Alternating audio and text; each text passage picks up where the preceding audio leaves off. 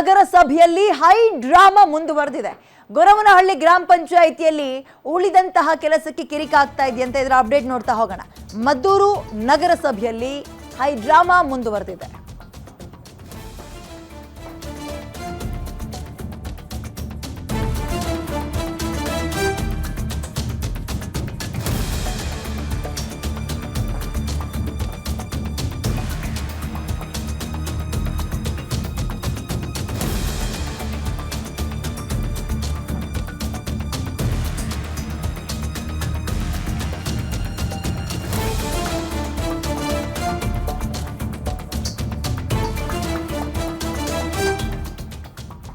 ಮದ್ದೂರು ನಗರಸಭೆಯಲ್ಲಿ high drama ಮುಂದುವರೆದಿದೆ. ಅದರ ಅಪ್ಡೇಟ್ ಅನ್ನು ನಿಮ್ಮ ಗಮನಕ್ಕೆ ತರ್ತಾ ಇದ್ದೀವಿ. ಗೊರವನಹಳ್ಳಿ ಗ್ರಾಮ ಪಂಚಾಯಿತಿಯಲ್ಲಿ ಉಳಿದಂತಹ ಕೆಲಸಕ್ಕೆ ಕಿರಿಕ ಆಗ್ತಾ ಇದೆ.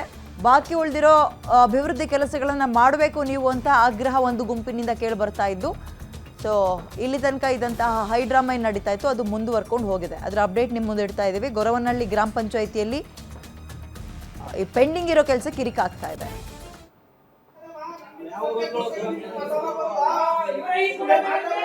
ಯಾರು ಮಾತಾಡೋದಿಲ್ಲ. ಹೋದ್ ತಿಂಗಳು ನೀವ್ ಏನ್ ಮಾಡಿದಿರಿ ಒಂದು ದಾಖಲೆ ಮಾಹಿತಿ ಕೊಡಿ. ಎಷ್ಟು ಈಸೊತ್ತು ಮಾಡಿದಿರಿ, ಎಷ್ಟು ಜನಗಳ ಸಮಸ್ಯೆ ಬಗೆಹರಿಸಿದ್ರೆ ಹೋಗ್ಲಿ. ಹೋದ್ ತಿಂಗಳು ಒಂದ್ ಕೊಡ್ರಿ ಸಾಕು.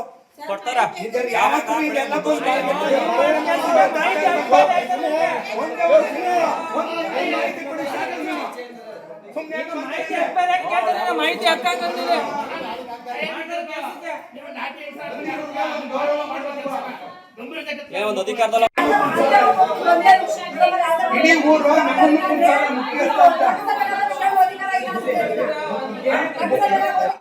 ಸೇರ್ಪಡೆ ಆಗೋದ್ರಿಂದ ಸರ್ಕಾರ ಸುತ್ತೋಲೆ ಆಗೈತೆ. ಆದರೆ ನಮ್ಗೆ ಈಗ ಸಾರ್ವಜನಿಕರ ಅರ್ಜಿಗಳು ಮತ್ತೊಂದು ತಗೊಳ್ಳೋಕ್ಕೆ PDO ಅವರು ಹಿಂಜರಿತವ್ರೆ. ಯಾವುದೇ ಡಾಕ್ಯುಮೆಂಟ್ಗಳನ್ನು ನಮ್ಮ ಪಂಚಾಯತಿಗೆ ಏನೇ EC NOC ಯಾವುದು ಕೊಡ್ತಾ ಇಲ್ಲ. ಹಂಗಾಗಿ ನಮಗೆ ತೊಂದರೆ ಐತೆ, ಸಾರ್ವಜನಿಕ ತೊಂದರೆ ಐತೆ. ನಾವು ಸಭೆ ಕರೀರಿ ಅಂತ ಹೇಳ್ತಾ ಇದ್ದೀವಿ. ನಮ್ಗೆ ಇನ್ನೂ ಜನವರಿ 25-26ನೇ ತಾರೀಕು ನಮ್ಮ ಅಧಿಕಾರ ಐತೆ. ಈಗ ನಮ್ಮ ಅಧಿಕಾರದ ಮಧ್ಯದಲ್ಲಿ ಇವರು ಸಭೆನೂ ಕರೀತಾ ಇಲ್ಲ, ಸಾರ್ವಜನಿಕರಿಗೆ ಕೆಲಸನೂ ಮಾಡಿಕೊಡೋಕೆ ಬಿಡ್ತಾ ಇಲ್ಲ ಅಂದಮೇಲೆ ನಾವೇನು ಮಾಡೋದು? ನಮ್ಮ ಕರ್ತವ್ಯವೇನು? ಜನಪ್ರತಿನಿಧಿಗಳಾಗಿ ನಾವೇನು ಮಾಡಬೇಕು ಅದನ್ನು ನಮಗೆ ಸರ್ಕಾರದಿಂದ ಆದೇಶ ಹಾಕಿ ಬರಲಿ. ನಮ್ಮ ಅಧಿಕಾರ ಮೊಟಕುಗೊಳಿಸಿದ ನಮ್ಗೆ ಆದೇಶ ಬರಲಿ, ಇಲ್ಲ ಇದ್ದದ ಇಲ್ವಾ. ಈಗ ನಗರಸಭೆ ಅಂತ ಮೇಲ್ದರ್ಜೆಗೆ ಆದಮೇಲೆ ಮೆಂಬರ್ಗಳ ಸದಸ್ಯತ್ವ ಹೋಯ್ತದೆ ಅಂತಂದರೆ ಪುರಸಭೆಯಲ್ಲಿ ಅದೇ ಪುರಸಭೆ ಮೆಂಬರ್ಗಳನ್ನ ನಗರಸಭೆ ಮಾಡ್ಕೊಂಡು ಅವ್ರನ್ನ ಮೀಟಿಂಗ್ ಮಾಡ್ಕೊಂಡು ಕುಂತವ್ರೆ. ಹಾಗಾದ್ರೆ ನಮ್ಮ ಪಂಚಾಯತಿ ಹಾಳಾಗ್ಬೇಕದು?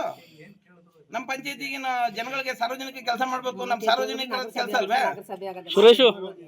ನಾವು ಜನಪ್ರತಿನಿಧಿಯಾಗಿ ಕೇಳಬೇಕಾದ ನಮ್ಮ ಕೆಲಸ. ನಮಗೆ ಜನವರಿ 25